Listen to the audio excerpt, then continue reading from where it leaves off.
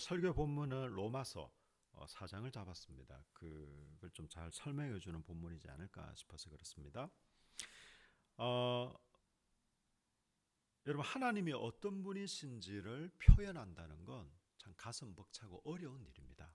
그런데 이 성경 저자들은 하나님의 성품을 항상 이렇게 표현해 왔습니다. 그 최초의 표현이 출애굽기 34장 5절과 6절이죠. 긍휼하고 은혜로우며 노하기를 더디하고 한결같은 사랑과 진실이 풍성한 분으로 말이죠. 우리는 그 시간에 이제 마지막 시간인데요. 오늘 여기 사용된 진실이 풍성한에서 이 진실은 이 히브리어로 에멧이라는 단어입니다. 히브리어 에멧이라는 단어가 진실 혹은 신실함으로 번역되고요. 좀 한 가지만의 뜻은 아니고 좀 몇 가지 뜻을 가지고 있는데 대체로 이렇습니다. 신실하다, 믿을만하다, 확실하다, 신뢰할 만하다. 그리고 아멘. 구약에서부터 아멘이라고 할 때 이 에멧이라는 단어를 사용했습니다. 아멘이란 뜻 아시죠? 정말로 그러합니다. 진실로 그러합니다. 라가 바로 아멘이거든요. 이 에멧과 관련된 단어가 구약 성경에 329번이나 등장합니다. 굉장히 많이 등장하는 것을 우리가 알 수 있겠죠. 그럼 사실 이 에멧은 하나님에게만 적용되는 것은 아닙니다. 왜냐하면 이 뜻 자체가 진실, 신실함 혹은 성실함, 믿을만하다 뭐 이런 뜻이기 때문에 사실은 좀 연관되어 있습니다.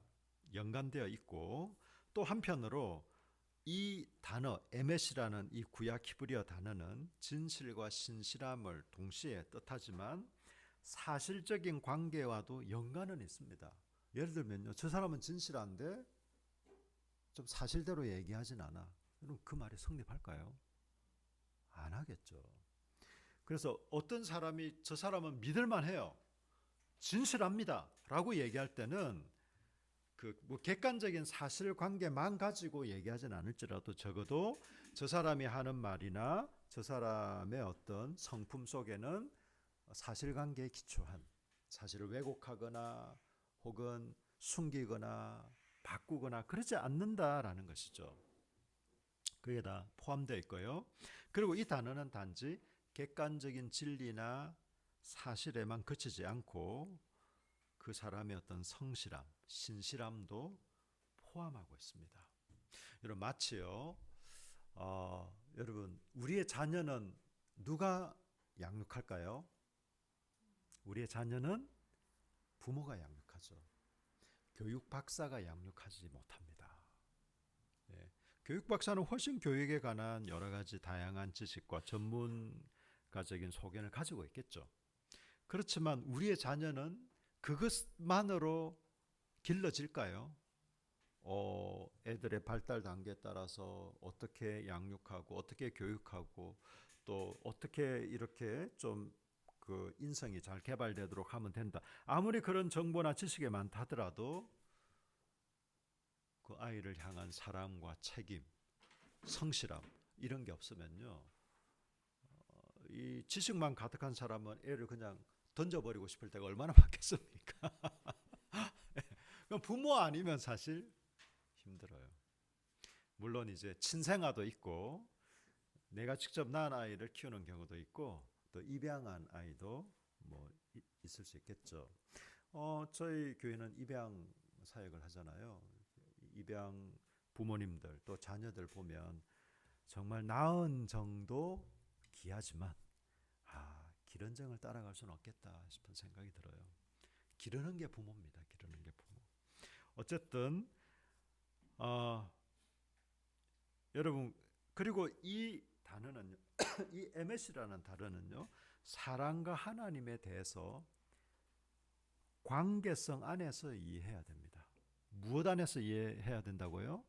관계성 안에서 이해해야 됩니다. 자, 그렇다면 먼저 사람에 대해 한번 알아봅시다. 이 진실함, 성실함이라는 이 말이 사람에 대해서 어떻게 사용될까요?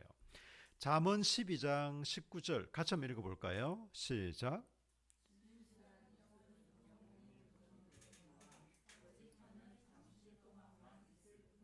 네, 이때 이 진실한이란 말이 바로 에멧이라는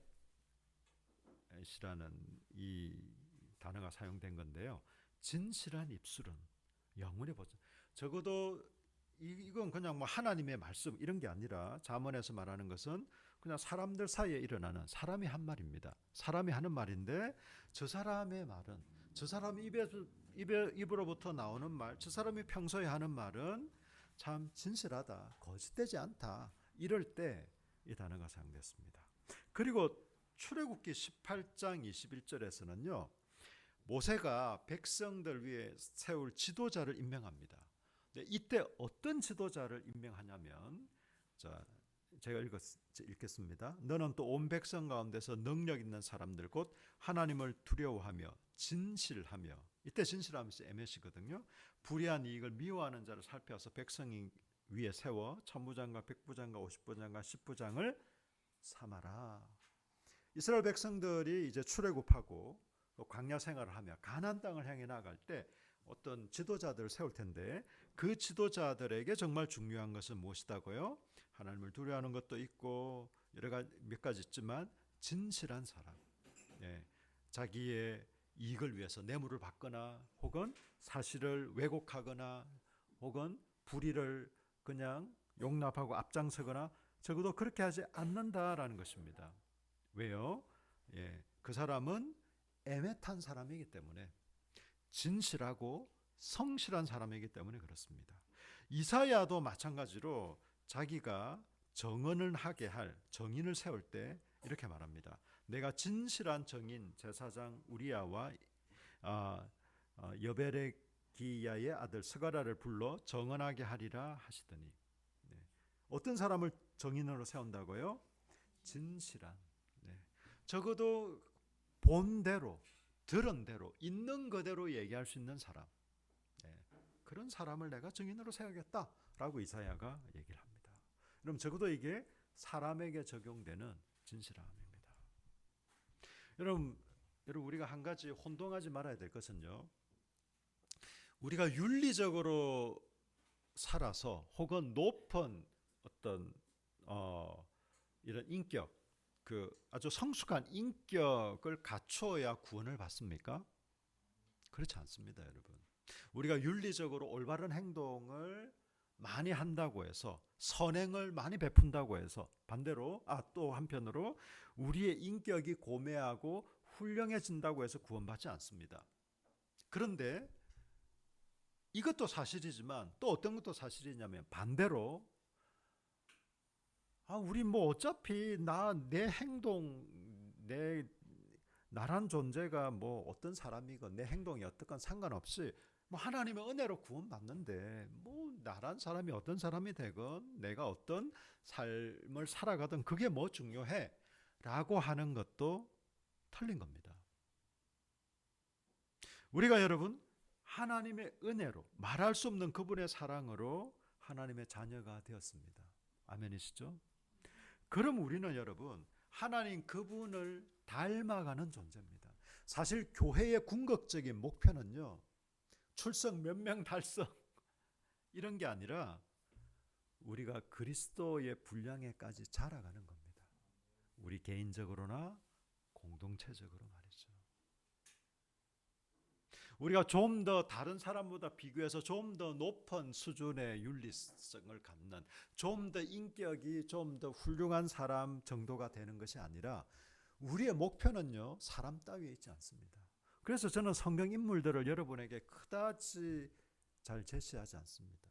성경 본문상 제가 언급은 할지언정 아브라함을 닮읍시다. 다윗을 닮읍시다. 요셉을 봅시다. 이런 말을 하지 않습니다. 왜?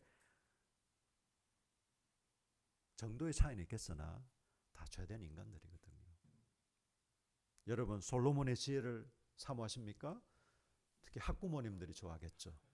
수능 잘 맞추는 솔로몬은 진짜 더러운 놈이고 나쁜 놈이에요.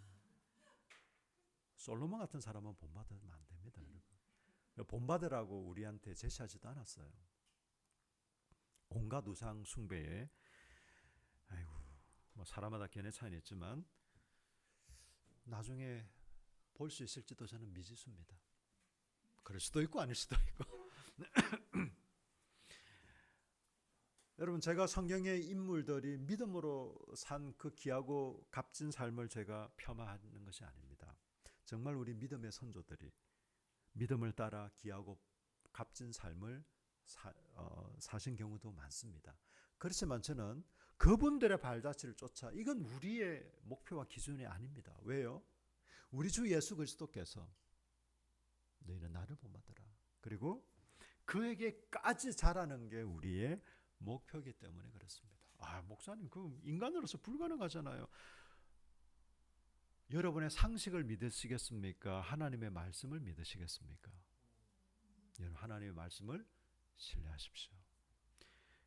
에베소서에서 또 성경 여러 곳에서 분명히 말해 놓았습니다.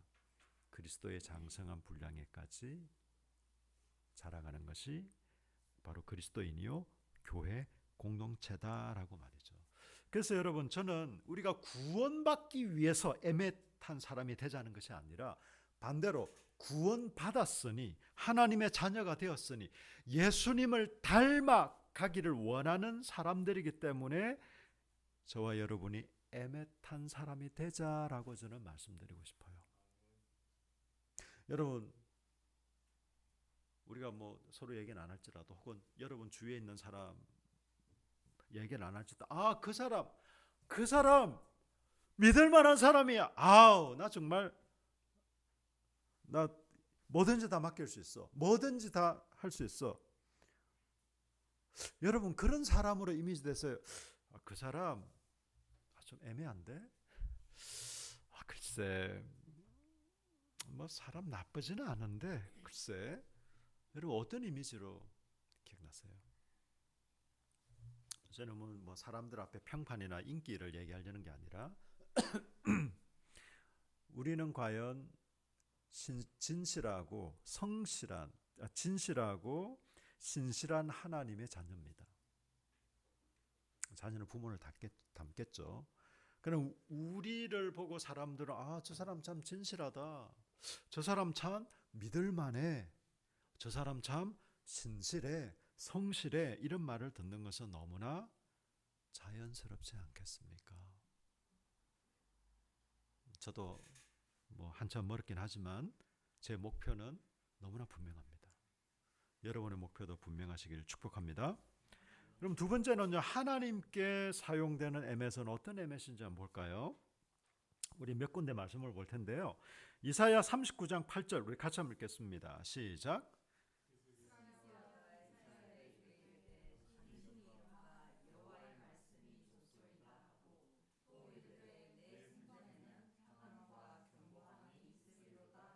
아멘. 여기서 말하는 견고함이 바로 에멧입니다. 에멧을 이제 견고함으로 번역을 한 건데요. 내 생전에는 평안, 이게 뭐 자기가 만들어낸 평안이 아니라 하나님이 주신 평안과 하나님이 주신 이 진실함과 성실함, 이 믿을 만한 것이 있을 것이다 라고 얘기를 합니다. 하나님 그분에게, 사실 여러분, 하나님은 약속하신 것을 반드시 지키시는 분이라는 얘기를 너무 많이 들어오셨죠. 우리 하나님 그런 분이십니다. 반드시 약속하신 바를 지키시는 그런 분이세요. 그래서 여러분, 모세는 신명기 32장 4절에서 뭐라고 얘기했냐면, 그는 반석이시니 그가 하는 일이 완전하고 그의 모든 길이 정의롭고 진실하고 거짓이 없으신 하나님이시니 공의로우시고 바르시도다 라고 얘기합니다. 그는 이 반석이란 말이 에멧은 아닙니다. 아주 견고하다, 굳건하다, 뭐 이런 의미로 그는 반석이다. 왜요? 그는 진실한 분, 이 에멧한 분, 진실, 어떤 진리와 사실에 기초하되 진실하고 신실하고 믿을 만한 분이다. 그래서 그는 반석이다라고 얘기를 하는 거죠. 어떨 때는 하나님 기분이 좋을 때는 하나님 믿을 만한 분이야. 그런데 우리 하나님 조금 지금 좀 신경이 예민하고 날카로워져 있어요. 우리 하나님 조금 약속을 안 지킬 수도 있어. 기분에 따라 달라져. 여러분, 그런 하나님이 아니다라는 거죠. 여러분, 사람은 그럴 수 있을까요? 그럴 수 있습니다. 저희도 자녀가 셋이지만 참 좋은 부모가 되려고 많이 노력해 왔지만 좀 그렇지 못한 부분도 당연히 있겠죠. 그런 것 중에 하나가 저는 아내나 나름대로 우리 자녀를 그 나의 기분 상태와 상관없이 어떤 최소한의 어떤 규칙을 가지고 좀 사랑으로 이렇게 양육하려고 했으나 내가 기분이 막 굉장히 날카롭고 예민하고 막 좀 힘들면 굉장히 우리 자녀들을 향한 기준이 높아질 때 내가 기분이 굉장히 좋고 뭐 좀 이렇게 하면 그 정도쯤이야 괜찮지. 똑같은 일인데도 그 정도야 괜찮아. 또 제 상태가 안 좋으면 뭐라고? 뭐 어쩌고 어째? 참 그럼 늘 시종일관 그런 건 아닙니다, 여러분. 그런 모습들도 있었다라는 생각이 들어요. 네, 여러분 우리 하나님은 그렇지 않으시다라는 거죠. 우리 하나님은 그렇지 않습니다. 마지막으로 예수님 안에서 에메시 되신 하나님을 한번 생각해 보려고 합니다. 예수님 안에서 에메시 되신 하나님. 여러분 신약 성경에서는요, 에메시, 이거는 에메시라는 말은 구약 히브리어 단어거든요. 히브리어. 신약은 그리스어로 기록이 되었잖아요. 헬라어라고도 하고 그리스어라고도 하는 두 가지로 크게 번역이 됐습니다. 이 구약 에메스는 알레테이아 혹은 피스티스. 이 피스티스 알레테이아가 그 영어로 하면 이겁니다. faith. 믿음. 네. 이렇게 번역됐는데 둘 다 진실성, 믿음, 신실함 이런 의미로 사용되었고요. 총 426회나 신약 성경에서 사용됐습니다. 굉장히 많이 사용되었다라는 걸 알 수 있겠죠. 여러분 혹시 오늘 우리가 읽은 로마서 본문에 이 믿음이 그 말입니다. 구약 에메시 신약으로 번역된 이게 바로 믿음이거든요. 오늘 읽은 본문 몇 번 정도 사용됐는지 아세요? 16절부터 25절 사이에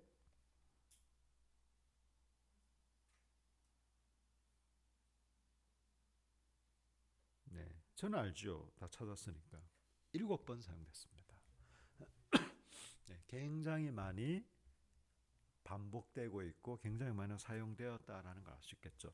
사실 여러분 사도 바울이 로마서 4장에서 너희는 율법으로 구원받는 게 아니라 너희들이 어떤 율법을 잘 지켜서 구원받는 것이 아니라 예수 그리스도를 믿음으로 구원받는다라는 것을 한 사람을 예로 들어서 설명하고 있는 게 로마서 4장입니다. 누구를 예로 들고 있을까요? 아브라함을 예로 들고 있습니다. 그런데 이 아브라함의 믿음을 얘기하면서 이 창세기 15장 6절 말씀을 기반으로 얘기하거든요. 창세기 15장 6절 우리 다 같이 한번 읽을까요? 시작. 아브라함이 여호와를 믿으니 여호와께서 이를 그의 의로 여기시고 아멘. 아브라함이 여호와를 믿었다라고 얘기합니다. 이때 믿으니라는 말이 에멧의 동사형인 헤아민. 이건 좀 히브리어 변화인데 제가 여기까지 다 설명 안 드릴게요. 어쨌든 에멧이라는 것은 동사형이고 이 동사형 명사형이고 이 명사의 동사형인 이 이제 여호와를 믿었다라는 이걸로 사용됐습니다. 여기서 여러분 그래서 여호와를 믿는다라는 것은요. 내가 사형리를 듣고 영접 기도를 했어요. 내가 주님께 좀 더 깊은 헌신을 했어요. 그런 말이 아니라 뭐라고요? 이 에멧은 진실함, 신실함, 믿을 만한 것. 아브라함이 하나님을 진실하신 분으로 믿을 만한 분으로 신실한 분으로 받아들였다라는 말입니다. 내가 지적으로 동의를 하거나 정말이야? 예수님만 나의 주인이라는 말만 하면 나 지옥 안 갈 수 있는 거야? 마치 그냥 천국행 티켓을 얻는 그런 게 아니라 이때 믿는다라는 것은 아주 인격적인 단어입니다. 여러분 누군가를 믿을 만하다, 신뢰할 만하다, 진실하다라고 얘기할 때는 여러분 그 사람을 안다라는 거잖아요. 그죠? 그 사람을 안다라는 것은 그냥 우리가 검색해 봤을 때 프로필에 나오는 그런 걸 가지고 안다라고 안 하잖아요. 제가 좋아하는 한씨 성을 가진 연예인 몇 분 있습니다. 뭐 한효주, 한지민 이런. 네, 한지민 씨가 요즘 일을 하고 있어서 기분이 좀 별로 좋지 않긴 합니다만. 네, 여러분 그분들은 저를 알까요? 이처럼 좋은 저를 잘 모른답니다. 안타깝게도. 근데 저는 뭐 조금만 검색해 보면 웬만한 건 다 알 수 있죠. 네, 웬만한 건 뭐 나이부터 해서 뭐 이런 거 그걸 과연 안다고 할 수 있을까요? 그건 아는 게 아닙니다. 그 사람에 관한 정보를 좀 수집하고 정보를 좀 안다는 거지. 이때 안다라는 우리가 그 어떤 사람을 믿을 만하다, 신뢰하다, 진실하다 이렇게 얘기하는 것은 그 사람과 인격적인 관계와 교제 안에서 얘기할 수 있는 겁니다. 그래서 우리가 하나님을 믿는다라는 것, 내가 믿음이 있다라는 것은 그냥 예수님 영접하겠어요? 네, 영접할게요. 단지 그 말이 아니라 정말 하나님을 인격적으로 경험하고 누리면서 하나님 너무 진실한 분이세요. 하나님 믿을 만한 분이십니다. 하나님 너무 신실한 분이시네요. 라는 고백이 포함되어 있습니다. 그런 의미에서 아브라함은 하나님을 믿었다라는 것은 신뢰했다라는 거예요. 하나님은 정말 믿을 만한 분이십니다. 여러분 신약 성경에서 믿는다라는 것은요. 매우 인격적이고 관계적인, 따라서 이 믿음은 관계적인 단어입니다. 극단적으로 믿음은 주인을 바꾸는 거예요. 주인. 여러분의 주인은 누구세요? 여러분 많은 사람들이요. 요즘 시대가 옛날보다 훨씬 좋아졌잖아요. 저는 많이 좋아졌다고 생각해요. 어떤 뭐 여성 차별에서부터 여러 가지 우리 사회에 많은 차별과 또 어떤 이런 어떤 악습이나 이런 것으로부터 이전보다는 많이 좋아졌습니다. 그런 면에서는 더 좋아져야 된다고 생각해요. 근데 또 한편으로 여러분 이런 시대 정신 중에 우리 시대의 시대 정신을 딱 한마디로 많은 학자들이 표현합니다. 뭐라고 표현할까요? 포스트 모던 시대라고 얘기를 합니다. 여러분 포스트 모던 시대의 특징은요. 전통을 인정하지 않습니다. 내가 내 인생의 주체이고 주인입니다. 이게 한편으로는 맞는 말이에요. 자기 인생 주인이 자기고 자기가 주체가 되어야죠.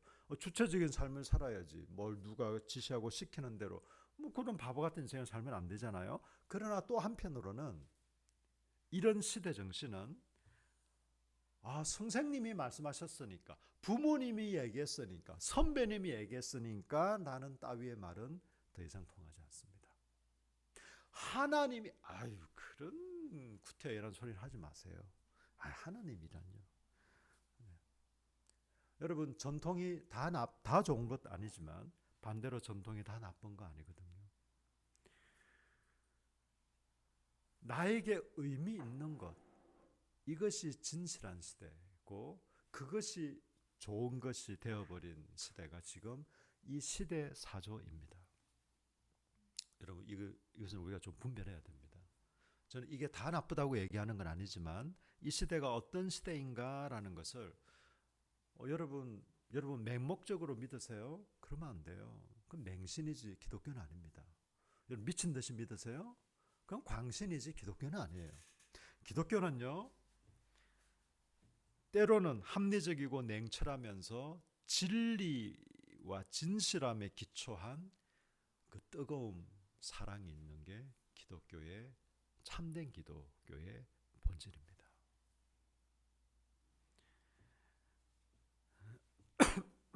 여러분 주인, 내가 나의 주인이 되고 내 인생 내 거지 뭐.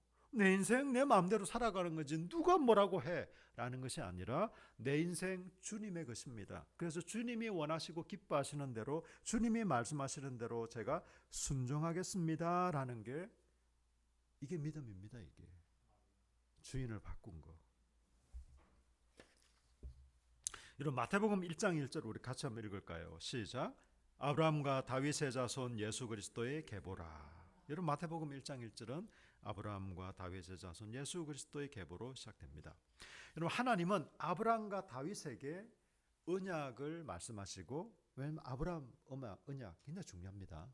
다윗 언약 역시도 중요합니다. 이 아브라함과 다윗을 언급하는 이유가 이 사람들이 역사상 가장 위대하고 제대로 된 인간이라서 언급하신 게 아니라 아브라함과 다윗에게 언약을 하셨기 때문에 언급하고 있습니다. 다시 말해 하나님이 이스라엘과 언약을 맺으셨잖아요. 여러분 이스라엘이 꽤 괜찮은 사람들이었나요? 아주 저질스러운 사람들이었어요. 온갖 악행, 하나님 언약을 배반하는 것은 정말 밥 먹듯이 했습니다. 밥 먹듯이. 예. 결국 나라는 망하고 성전은 파괴되고 포로로 잡혀갔어요. 언약적인 저주. 그럼에도 불구하고 하나님은 그 백성들을 버리지 않으십니다. 끝까지 책임지시고 붙드시고 인도하십니다. 왜요? 하나님은 어떤 분이시기 때문에? 애매한 분이시기 때문에. 너 이 녀석, 내가 그렇게 말했는데, 내가 그렇게 많은 사랑과 은혜와 긍휼을 베풀었는데도 나를 또 배반해? 안 되겠다. 내가 아무리 하나님이지만 안 되겠다 라고 했으면 이스라엘은 소망이 없었겠죠. 그게 이스라엘만의 일일까요? 우리의 일이기도 합니다. 우리 역시도 여러분 그랬다면 너 보니까 야, 너 어떻게 인간이 똑같은 죄를 이렇게, 야, 그러고도 네가 무슨 그런 하나님이었다면 글쎄요, 여기 과연 몇 분이나 남아있을지. 일단 저는 없을 거라 너무 확실해 보입니다. 네. 우리 하나님은 여러분 애매한 분입니다. 애매한 분. 비록 이스라엘은 언약에 실패했지만 그 백성들을 포기하지 않으시고 끝까지 하나님 당신의 진실하고 신실하고 믿을만 하신 그 성품으로 아브라함과 다윗의 자손, 아브라함과 다윗을 통해 맺은 이 언약을 이루시고 완성하시는 분으로 예수님을 보내주셨습니다. 그래서 예수님의 이름, 예수라는 이름의 뜻이 뭐죠? 우리를 구원하실 분, 우리의 구원자. 사실 우리가 예를 들면 여기 한설, 수명, 시연 이런 이름으로 예수님이 아닙니다. 우리가 예수님, 물론 이제 예수님 이렇게 부르긴 하는데 그 말은 오 구원자시여 이런 사실 말입니다. 구원자시여. 여러분 구약성경에 야훼라는 게 결국 로드, 주라는 거거든요. 주인이시여. 주인이 이름이 될 수는 없잖아요. 주인이시여. 네. 한마디로 하나님은 이름이 없으세요.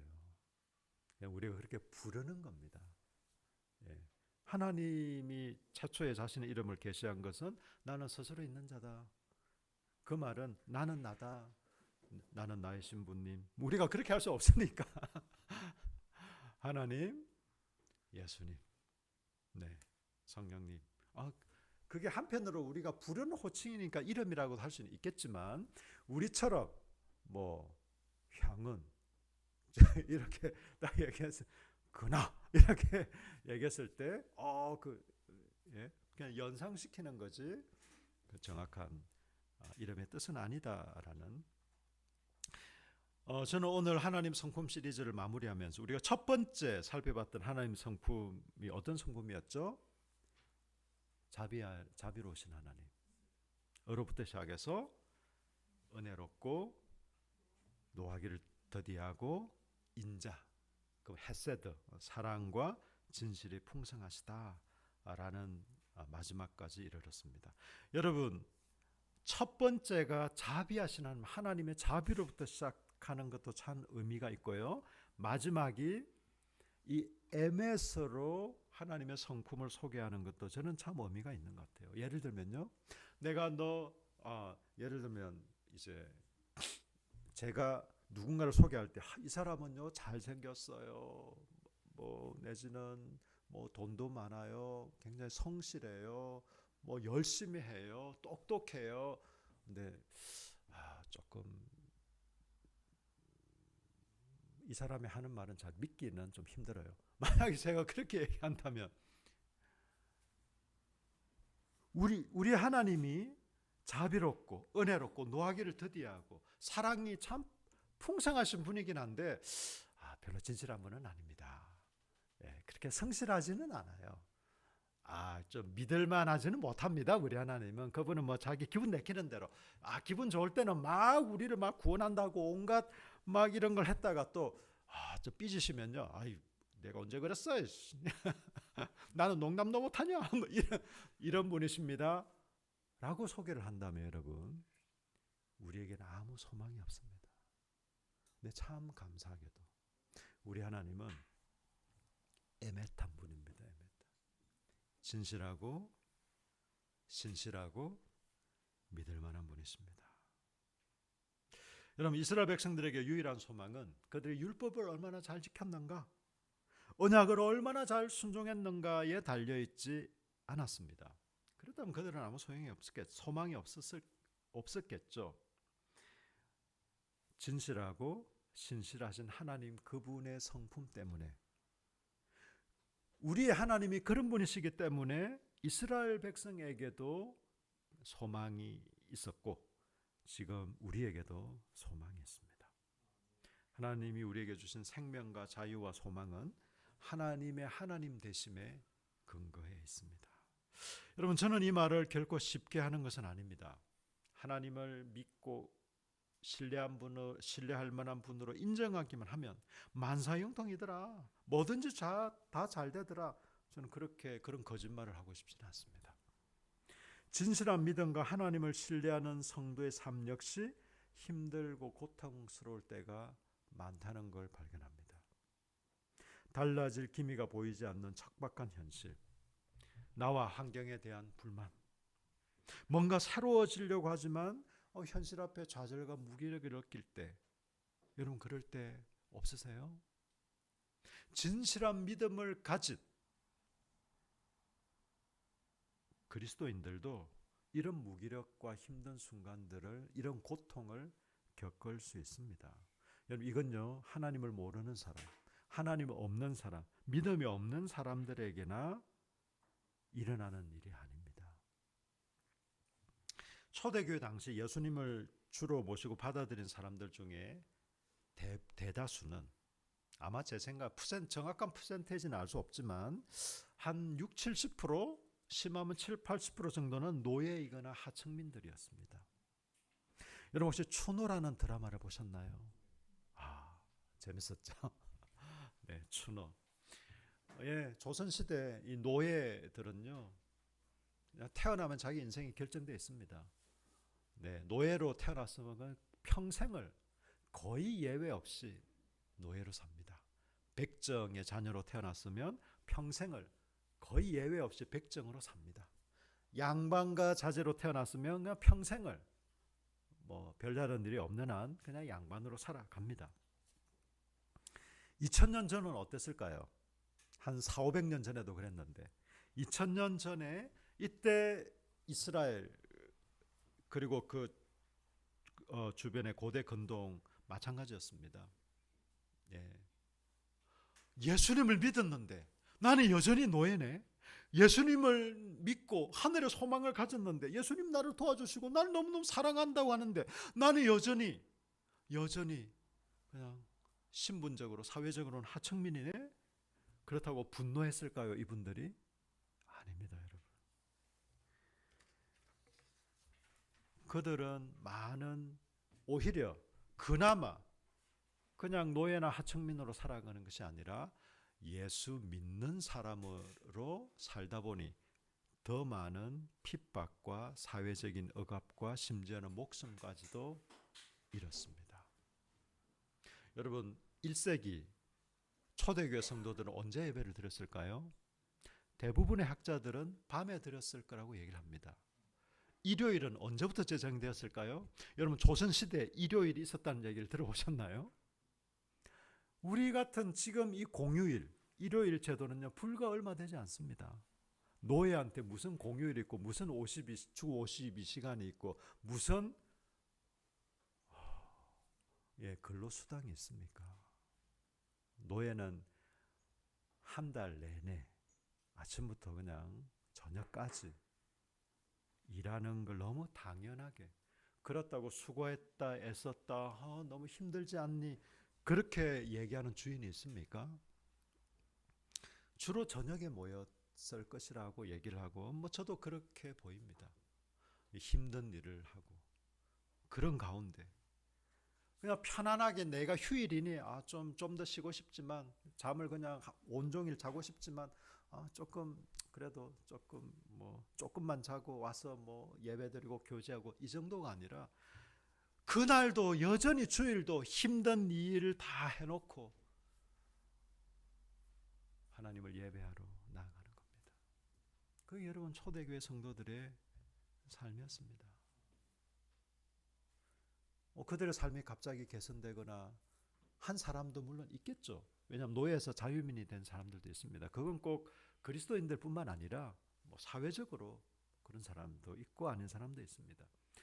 사도 바울은요, 저는 처음에 굉장히 오해했어요. 사도 바울이 너희가 노예로 지내, 너 노예였어? 그럼 계속 노예로 지내. 와, 이 사람이 진짜 노예의 고통을 아는 거야 모르는 거야. 이 사람 자기만 괜찮으면 이 사람은 럭셔리한 사람이에요. 로마 시민입니다, 여러분. 로마 시민은요, 사실 사도 바울은 로마 사람들한테는 고난을 하나도 안 받을 수도 있었어요. 사실 별로 안 받았어요. 대부분은 유대인들로부터 고난을 받았습니다. 핍박. 로마 시민은 함부로 때리지도 못합니다. 심지어는 황제에게까지도 재판을 받을 수 있었어요. 로마 시민인 사도 바울이었으니까. 사도 바울이 노력해서 로마 시민 된 건 아닙니다. 태어나면서부터 자기는 로마 시민이었어요. 자기는 로마 시민이니까 자기는 그러니까 어떻게 저 태어나면서부터 노예가 된 저 어려운 사람들이 예수 믿고 뭔가 삶의 질도 개선돼야지. 좀 뭐 하는 거야 진짜. 체제 순응자 내지는 어떤 이 권력에 빌붙어 사는 사람 아니야? 살짝 오해했던 적도 있지만, 사실 여러분 사도 바울은 지금 시대와 다르다는 것을 좀 기억하셔야 됩니다. 그 시대는. 저는 사도 바울의 중심을 알 것 같아요. 그런 거는 크게 중요하지 않다라고 얘기를 하는 거예요. 여러분 지금 어떤 환경에 처해 계세요? 저는 좀 더 좋은 환경이 되기를 바랍니다. 정말입니다. 지금 직장생활 하시는 분은 한 150%, 200% 월급이 인상됐으면 좋겠어요. 아멘. 저 정말 솔직한 마음이에요. 하시는 사업 진짜 정말 흔히 사람들 하는 말로 대박 났으면 좋겠어 진짜. 여러분이 가진 부동산이 그냥 한 2배, 3배 불로소득은 좀 그렇지만, 저는 여러분이 여러분 째째하게 살았으면 좋겠어요. 무조건 가난해야 돼요. 여러분 무조건 온갖 세상의 짐은 다 지시고 하세요. 제가 그러길 바라실 것 같습니까? 절대 아닙니다. 그렇지만 여러분 중요한 건 그게 아니다라는 거죠. 중요한 것은 우리가 어떤 상황이고 어떤 환경, 어떤 형편이든지 간에 우리가 예수 그리스도를 믿는 그 믿음, 그분을 진실한 분으로, 믿을 만한 분으로, 신뢰할 만한 분으로, 그분을 믿는 믿음 안에서 우리에게 주어진 삶을 살아가는 것입니다. 누리는 것입니다. 또 살아내는 것입니다. 저는 우리 한교 가족들을 볼 때 정말 많은 내면적으로나 또 육체적으로나 또 환경적으로 참 좀 개선되고 좋은 일이 있었으면 좀 뭔가 잘 되었으면 좋겠습니다. 정말 그런 마음이 있습니다. 목사로서. 또 한편으로 그런 것도 기도를 합니다. 그렇지만 적어도 성경을 볼 때, 우리 예수님을 볼 때 상황과 환경에 좌우되지 않고 하나님과 관계 안에서 얼마나 하나님을 신뢰하고 그분을 순종하며 살아갔는가라는 것을 알 수 있습니다. 그리고 거기에 강조점을 두었다라는 것도 알 수 있습니다. 저는 오늘 성품 시리즈를 마무리하면서 2024년 12월 첫 주의 설교를 준비했습니다. 저는 우리 한교 가족들이 이번 12월뿐만 아니라 계속해서 하나님을 인격적으로 더 알아가고 경험하고 누리기를 소망합니다. 저는 정말 하나님을 더 알아갔으면 좋겠습니다. 하나님에 관한 정보, 제가 누구라고 우리가 구글이나 이렇게 검색을 했을 때 기록할 수 있는 그런 정보들이 아니라 하나님을 인격적으로 더 깊이 풍성하게 알아갔으면 좋겠습니다. 여러분, 시편 기자들은요, 하나님을 찬양하고 노래할 때 자기가 원했던 목표가 달성되거나 혹은 자기가 생각한 대로 인생이 흘러갔을 때 하나님을 노래하고 찬양한 게 아니었습니다. 사실은 시편 기자들은 처절하게 찬양을 했어요. 많은 시편이 다 그런 건 아닌데 종류가 좀 있지만 많은 경우 처음에 원망과 탄식으로 시작한 게 많습니다. 하나님이 그러실 수 있습니까? 어째 사랑의 하나님이라고 하면서 그따위를 하실 수 있나요? 그러다가 점차 변해서 마지막에는 하나님을 찬양합니다. 깨갱. 사실 그런 고백들입니다. 여러분, 하나님을 원망하고 싶으세요? 섭섭하세요? 저는 원망하시라고 권해드립니다. 하나님을 불신하는 것이 아니라 하나님 어떻게 그러실 수 있나요? 진짜 그렇게 하세요. 괜찮습니다. 원망하는 마음이 드는데 어떻게 하나님 어떻게 그러세요? 그걸 한 몇 번만 해보세요. 그래도 나 같은 거 이 정도에서 거쳐주시니 감사합니다.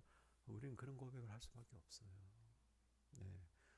여러분 혹시 하나님을 향해서 막 삿대질 한번 했다고 하나님이 이 자식이 벼락치고 그랬으면 진작에 우리는 다 주님 품에 있을 거예요. 괜찮습니다. 저는 여러분이 하나님을 원망하고 막 하나님의 이름을 망령되이 일컬어라는 그런 표현은 아니고, 우리가 좀 마음이 섭섭하거나 여러분 시편 기자들은요 정말 완곡하게 얘기해놔서 그렇죠. 성경은 완곡하게 써진 글들이 많아요. 독사의 자식들아, 독사 새끼들아 그 말입니다. 독사의 자식들아. 누가 개의 자식님 이렇게 안 하잖아요. 그죠? 그런 겁니다. 우리 시편 기자들이 그렇게 노래한 것처럼 우리도 정말 처절하게, 그렇지만 이런 경험들 또 이런 누림들을 가져갔으면 좋겠습니다. 우리 마저모리 말씀을 읽고 말씀을 마치겠습니다. 자비롭고 은혜롭고 노하기를 더디하며 인자와 진실이 풍성한 분이 저와 여러분의 하나님입니다. 여러분 우리 잠깐 기도할까요? 잠깐 기도하고 성찬을 행하겠습니다. 우리가 이런 하나님을 인격적으로 더 깊이 알아가고 경험하고 누릴 수 있도록 기도합시다. 우리가 무엇인가를 새로 하겠다 혹은 무언가를 어떤 걸 실천하겠다라는 기도 말고 그런 기도를 하기 앞서서 우리 찬양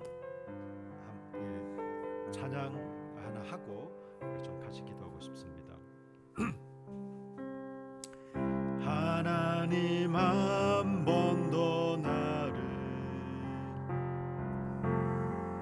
실망시킨 적 없으시고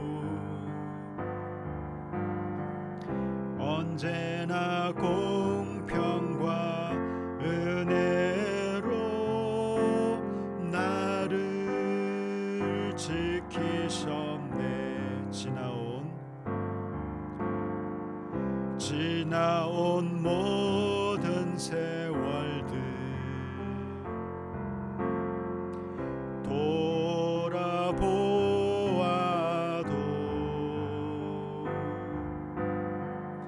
그 어느 곳 하나 주의 손길 안 미친 것 전혀 없네. 오 신실하신 주 오신칠하신 주,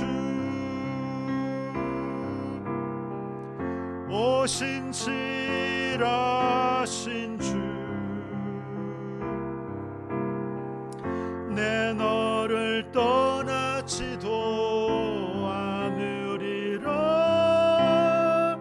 내 너를 버리지도 않으리라.